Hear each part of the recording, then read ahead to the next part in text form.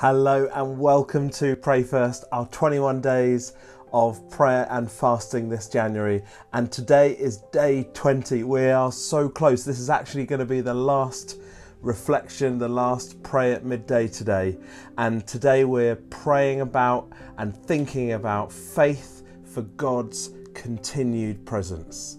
Here is our reading for today. It's from Exodus 33 and it's starting at verse 14. The Lord replied, "My presence will go with you, and I will give you rest." Then Moses said to him, "If your presence does not go with us, do not send us up from here. How will anyone know that you are pleased with me and your people unless you go with us?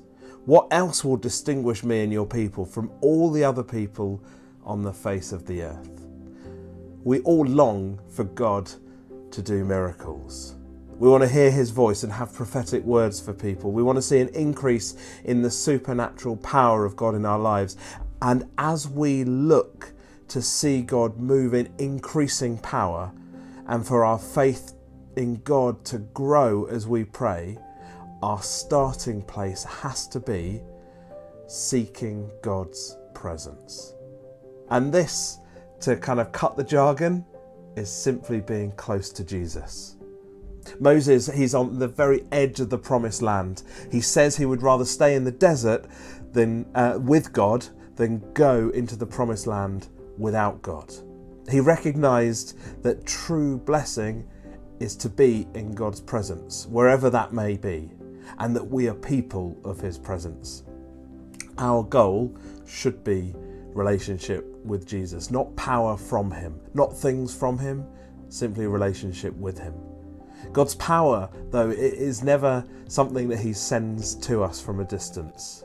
Miracles aren't like parcels from Amazon arriving totally disconnected from the sender, and the power of God can't be separated from his presence. So as we come to the end of these 21 days, growing in faith for God's continued presence with us is something that's deeply important to pray into and to build into our daily routines.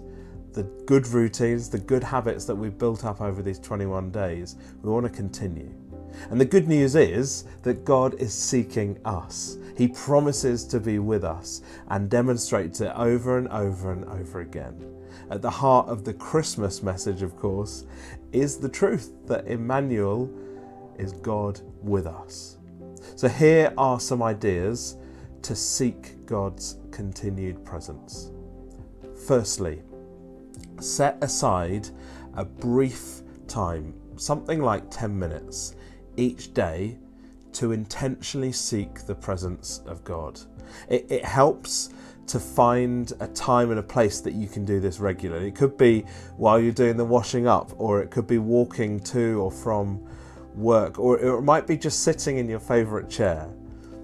The important thing is deliberately and intentionally inviting God into that moment, and for us choosing to be aware of his presence. He's already here, he's already with us, but it's us choosing to be aware. You might find silence helpful, you might find playing a worship song helpful, but don't come with a list of things to pray, to give to God. This is primarily about making space to just experience his presence. There's no agenda other than that.